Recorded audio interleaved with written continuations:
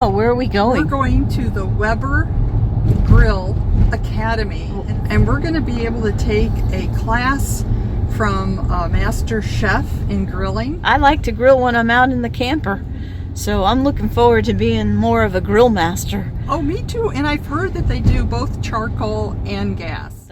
Hi, Susie and Leslie here. We're Grannies on the Grow. We're saying get off your butts. That's B-U-T, of course, and do what you love.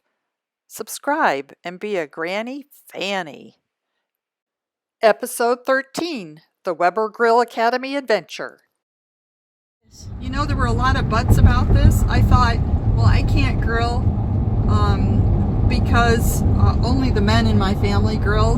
Because my husband grilled, my father grilled, my brothers grilled, my sons grilled. So now I'm going to learn how to grill. We can do it.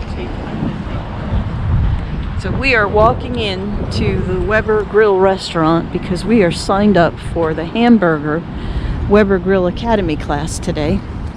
And we're going to be learning about grilling. I love this giant barbecue grill up there on the roof. It's awesome. All right, here we are at the front entrance, and here's old George Stevens, the man that worked for the Weber buoy company, and asked them if he could take one of their buoys home and turn it into a grill, and from there it became the Weber Grill Company. Legendary. What do you got in store for us today, Mr. George? Good foods, I know. Welcome to the classroom. Hello. Our first impression of the Weber Academy was a terrific classroom. A well-stocked grill kitchen with lots of grills, both charcoal and gas. Enough for a whole classroom of students to have their own. We arrived to find the chef, our teacher, getting the gas grills all warmed up for the class. The charcoal was going to have to be lit by the students. Let me introduce you to Keith Brockman, an extraordinary grill chef and teacher. Next, we were introduced to the classroom and the students.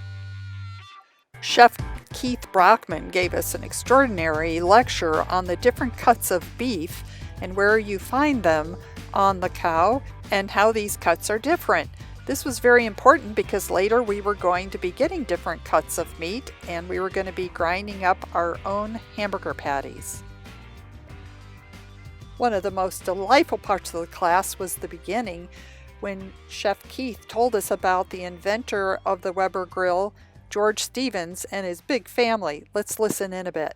The next thing George figured out was because of the depth of the boat buoy, you could have your grill almost all the way to the top and your food wouldn't burn because it wouldn't be too close to the fire. But the most important thing George figured out... You'll have to come to the class to find the most important thing. After the awesome history, it was great pointers on how to grill. I grew up with hamburgers tasting like lighter fluid. Well, finally, Chef Keith told me what had happened. Well, we talk about the lighter fluid. We don't condone the use of lighter fluid. It does three things that we do not like. Number one, it burns up your charcoal really fast.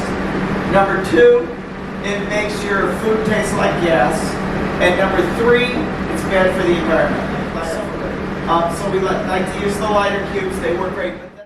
Chef Keith taught us about how much charcoal to use, where to put the charcoal, zone cooking, how to cook the hamburgers, and then it was off to cooking and enjoying the whole process.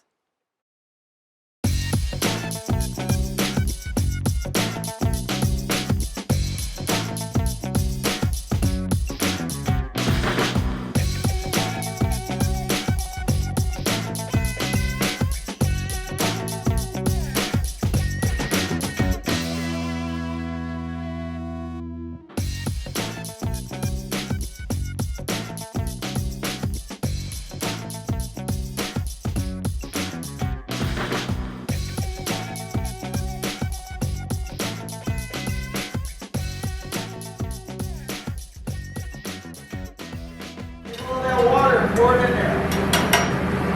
Pour a little water. Put some water in. Stir in the onions. I don't want it to pollute. Not all of it. Now stir it around. We've got potatoes. Ooh, that looks good. We already made our hamburgers.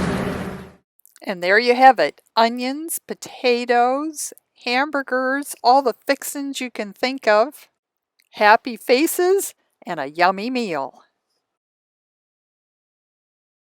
Our moms would have loved membership in the Clean Plate Club. So we've just finished up being at the Weber Grill Academy, and it was awesome. We got to actually cook our food. We got to prep our food at the prep table. That was fun. We got to roll the meat and make our burgers, and at one of our burgers we actually had to grind beef from the different cuts. So what did you learn today, Susie? I learned about types of beef that I like and types of beef that I don't like, and how to cook both. Practicality-wise, I learned two things, and that was how to really know when meat needs to be flipped on a grill. You don't ever flip it until the meat releases from the grill itself, otherwise it'll stick. So if it doesn't want to let go, it's not ready to be turned. And then I learned that you don't want to put it right back in the same spot you just pulled it off from. You want to move it to a new spot on the grill to sear the second side. So it was a thumbs up event. We had a great time and we ate some good food.